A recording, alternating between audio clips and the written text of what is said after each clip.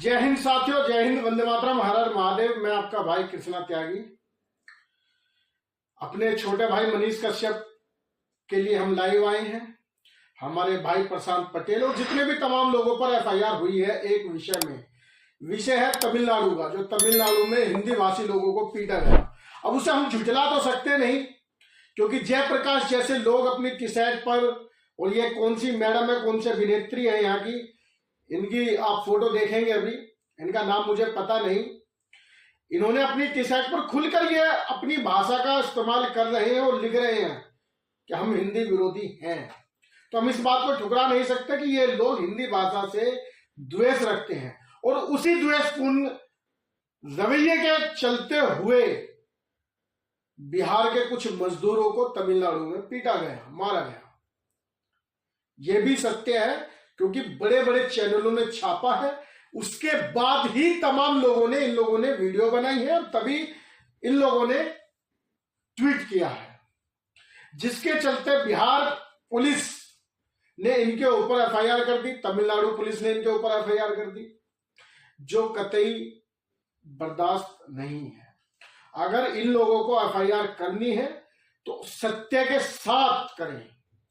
पहले बिहार के उन मजदूरों से इन लोगों को मिलने की आवश्यकता है, जो बिहार के मजदूर बिहार के अंदर आकर अपनी बात को, अपनी आप बीती को अपने परिवार के पास, अपने लोगों के पास रख रहे हैं, अपने घावों को लोगों को दिखा रहे हैं। अगर इन्हें बोलना है तो अपने उन प्रदेशवासियों के हक में बात करनी चाहिए, तेजस्वी यादव जी को और तमाम जितने भी ये लोग हैं। ये जो चाहते हैं या ये जो दिखाने का प्रयास कर रहे हैं कि हम या हमारे जैसे जो भी अभी तक इस मामले में बोला है कि वो एक पार्टी के पक्ष को धरते हुए विपक्ष को बदनाम करने की कोशिश कर रहे हैं, ऐसा नहीं है। हम ना पक्ष के हैं ना विपक्ष के हैं। जो काम सही करेगा, मुझे आज भी याद है एक मामला था जिसमें 17 करोड़ रुपए का इंजेक्शन लगना था, बिहार से जुड़ा हुआ। लालू प्रसाद यादव जी के बड़े बेटे ने उनकी सहायता की। इसी मनीष कश्यप ने अपनी वीडियो में खूब दिखाया, खूब बड़ा चढ़ाकर उसे प्रस्तुत किया। फिर ऐसा तो नहीं है कि लालू जी के बड़े बेटे बीजेपी के सपोर्टर हैं इसलिए दिखाया गया है, क्योंकि बात सत्य की थी, बात हकीकत की थी और बात सहायता की थी।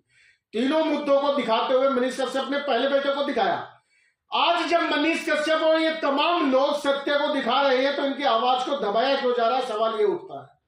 और किस कारण इस सत्य को ठुकराया जा रहा है?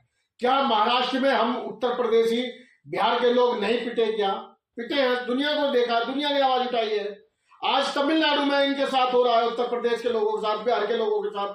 मैं तो बिहार और उत्तर प्रदेश के लोगों से कहना चाहता हूं कि क्या तुम पिटते हुए अच्छे लगते हो? क्या अगर कोई व्यक्ति, अगर कुछ लोग आपस में मिलकर तुम लोगों की आवाज उठाना चाहते हैं तो आप लोग उनका समर्थन क्यों नहीं कर पा रहे? फिर हमारे जैसे लोगों के क्यों चुन लगते? मैं ये भी सवाल पूछना चाहता हूं, वीडियो के माध्यम से मनीष कश्यप से भी पूछना चाहता हूं। मेरा छोटा भाई है, मुझे आज भी याद है एक बार रात को ये जो अभी कोरोना काल चला, कोरोना काल से जस्ट पहले जो कोरोना काल था उससे जस्ट पहले की बात बता रहा हूं आपको। मनीष कश्यप रात को बिहार से चलकर रात दिल्ली में आके लगता है 6 बजे। 6 बजे वो दिल्ली से फिर गाजियाबाद आता है, आते आते उसे 8 बजे आते हैं रात के। मैं अपने गुरुजी के साथ था, जो हमारे उस समय मैं लॉ पढ़ रहा था, तो जो हमारे लॉ के टीचर हैं मैं उनके फ्लैट पर था। पर मनीष कश्यप ने जब मुझे फोन किया कि भैया कहाँ हो, मेरे हृदय ने उसे वहीं बुलाया। मैंने हालांकि अपने इस कार्यालय में बुला सकते थे हम, पर मैंने कहा यार वहां जाने में मुझे समय लगेगा। मैंने मनीष कश्यप को सीधा उनका ही पता दिया, उनके फ्लैट का, और मनीष कश्यप सीधा फ्लैट पे ही मिलने आया मेरा भाई।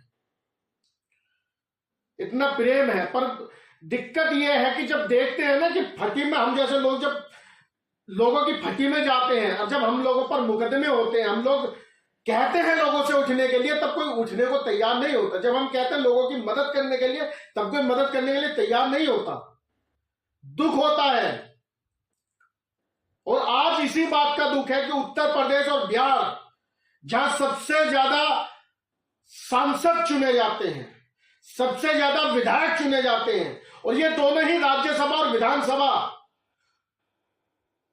और हम लोग इतने मजबूत हैं, उत्तर प्रदेश और बिहार के लोग अपने अपने प्रदेश में मजबूत हैं, फिर भी हम अन्य प्रदेशों में जाकर मार खाते हैं, पिटते हैं, गालियां सुनते हैं। किस लिए?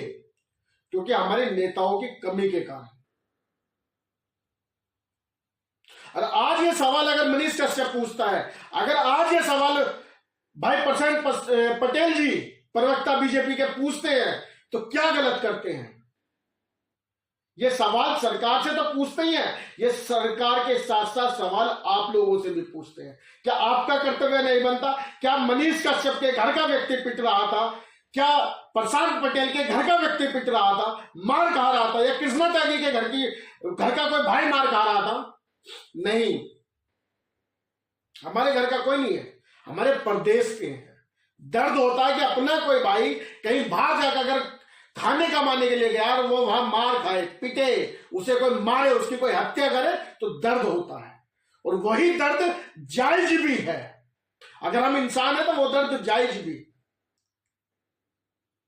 अब लोग कह रहे हैं कि विक्टिम कार्ड खेलता है, फौजी का बेटा है। अरे विक्टिम कार्ड तो तुम जैसे लोग खेलते हैं, जो अफजल गुरु की फांसी के लिए रात को 12 बजे कोर्ट खुलवाते हैं, और आज उनकी लड़की दिल्ली की शिक्षा मंत्री बनने को बैठी है। ये लोग चाहिए क्या? वो फौजी का बेटा चाहिए जो आपके लिए लड़ता है, आपके लिए मुकदमे झेलता है, आपके लिए आवाज उठाता है? या हम जैसे चाहिए जो आपके लिए लड़ते हैं, बोलते हैं, जेल जाते हैं, मुकदमे लगवाते हैं? आपको समर्थन, मैं ये नहीं कहता कि आप उसे लाखों करोड़ों रुपए का समर्थन करें या लाखों करोड़ों का हजूम जुड़े ना। अगर घर बैठे कर सकते हैं, 1 रुपए का समर्थन भी समर्थन है, और एक कमेंट, एक ट्वीट, एक वीडियो, उसका भी समर्थन है। पर अगर बात जरूरत घर से बाहर निकलने की भी है, तो वो भी आप लोगों को करना पड़ेगा। इसी के साथ जय हिंद, वंदे मातरम, हर हर महादेव।